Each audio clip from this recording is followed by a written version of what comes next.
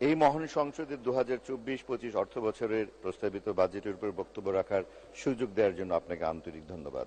আমি শুরুতেই মহাকালের মহানায়ক, সর্বকালের সর্বশ্রেষ্ঠ বাঙালি জাতির জনক বঙ্গবন্ধু শেখ মুজিবুর রহমানের স্মৃতি স্মরণ করছি। সেই সাথে স্মরণ করছি বেগম ফজিলাতুন্নেসা মুজিব এবং 15ই আগস্টে ঘাতকের নির্মম বুলেটের আঘাতে নিশ্চিহ্ন হয়ে যাওয়া বঙ্গবন্ধু পরিবারের সকল সদস্যের প্রতি।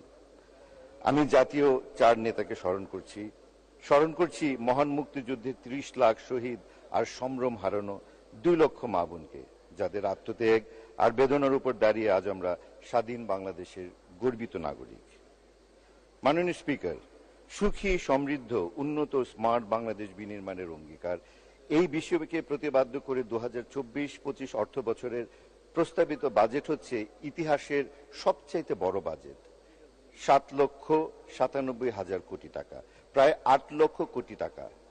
যারা এই বাজেট নিয়ে নিন্দা করেন বা সমালোচনা করতে যান, তাদের কাছে আমি জানতে চাই, তারা হয়তো বলতেও পারবেন না 8 লক্ষ কোটি টাকা লিখতে কতটা শূন্যের প্রয়োজন হয়।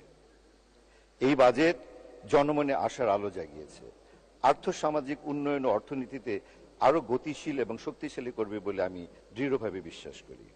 মাননীয় স্পিকার, বাংলাদেশের ভবিষ্যৎ নিয়ে আমরা অর্থনীতিবিদদের কাছ থেকে অনেক আশঙ্কার কথা শুনি, অনেক বিপর্যয়ের কথা শুনি, কিন্তু তারপরে দেখি আমরাই বিশ্বে উন্নয়নের রোল মডেল। 2020 সালে করোনা মহামারীর পর বিশ্বের অনেক দেশের অর্থনীতি মুখ থুবড়ে পড়েছিল, কিন্তু যে কটি দেশের জিডিপি প্রবৃদ্ধি ঘটেছিল তার অন্যতম হলো বাংলাদেশ। এত বড় একটি মহামারীর পরও আমাদের মেগা প্রকল্পগুলো এগিয়ে গেছে তরতর করে। আমরা স্বপ্নের পদ্মা সেতু করেছি, যানজট নিরসনে রাজধানীতে মেট্রো রেল এবং এলিভেটেড এক্সপ্রেসওয়ে করেছি। পারমাণবিক শক্তির দেশে সামিল হয়েছি আমরা স্যাটেলাইট সমৃদ্ধ দেশের তালিকায় যুক্ত হয়েছি। উন্নয়নের সামাজিক সূচকে প্রতিবেশী দেশগুলিকে ছাড়িয়ে গেছি আমরা। কেন? কারণ একটাই, কারণ আমাদের একজন শেখ হাসিনা আছে। আর শেখ হাসিনা শুধু এখন দেশনেত্রী নয়, তিনি এখন বিশ্বনেত্রী। এই বাজেট অত্যন্ত সাহসী এক বাজেট। মাননীয় স্পিকার, সারা বিশ্বের এই মন্দার মধ্যেও সময়োপযোগী, বাস্তবসম্মত, স্মার্ট এই বাজেট সামাজিক নিরাপত্তার খাতে 10,000 কোটি টাকা বাড়ানো হয়েছে। জনকল্যাণে কাজ করার জন্য সরকারের 44টি মন্ত্রণালয়ের বরাদ্দ আগের তুলনায় বাড়ানো হয়েছে। শিক্ষা খাতে বাজেট বাড়ানো হয়েছে, সংস্কৃতি খাতেও বাজেট বাড়ানো হয়েছে। যদিও আমার মনে হয়েছে সংস্কৃতির বাজেট গত বাজেটের তুলনায় মাত্র 0.1% বাড়ানো হয়েছে। একজন শিশুর বেড়ে ওঠার জন্য যেমন সুশিক্ষার প্রয়োজন, তেমনি প্রয়োজন সাংস্কৃতিক চর্চার। আমি বিশ্বাস করি মানুষকে দুর্নীতি থেকে দূরে রাখতে এবং যুব সমাজকে নীতিবান করে গড়ে তুলতে সুস্থ সংস্কৃতির কোনো বিকল্প নেই।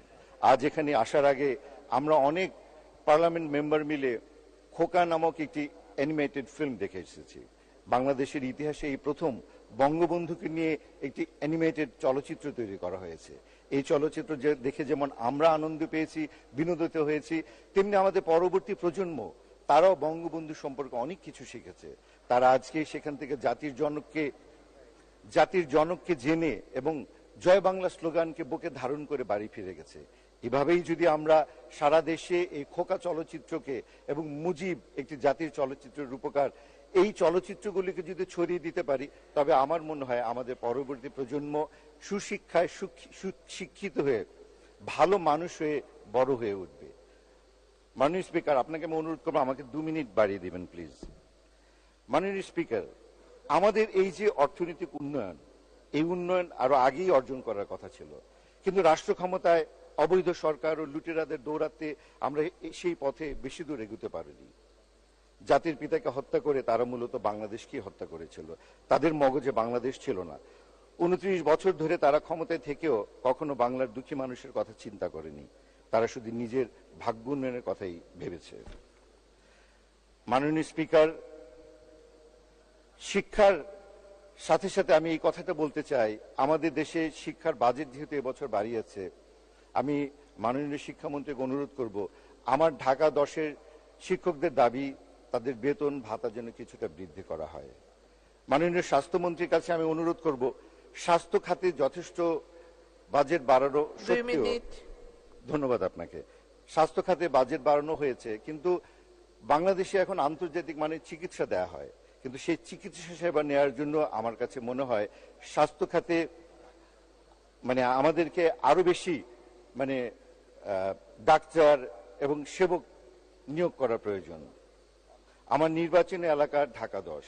মাননীয় প্রধানমন্ত্রীকে ধন্যবাদ আমাকে ঢাকা 10-এর মতো বাংলাদেশের সর্বশ্রেষ্ঠ আসনটি দেওয়ার জন্য।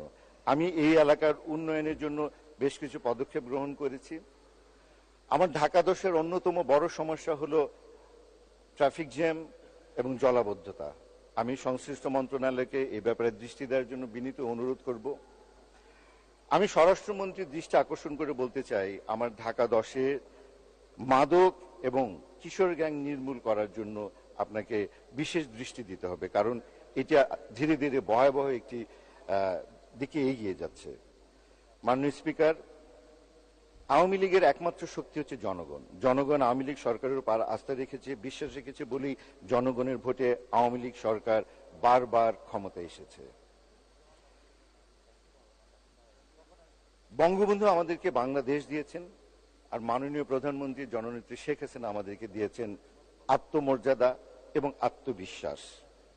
তার গতিশীল নেতৃত্বে 2041 সালের মধ্যে একটি সুখী, সমৃদ্ধ, স্মার্ট বাংলাদেশ বিনির্মাণের স্বপ্ন পূরণ করার জন্য আমরা আগামীর পথে এগিয়ে যাচ্ছি এবং এই অগ্রযাত্রা আমাদেরকে সামনের দিকে আরো দূর এগিয়ে নিয়ে যাবে ইনশাআল্লাহ। সেই প্রত্যাশা করে আমি আমার বক্তব্য এখানেই শেষ করছি।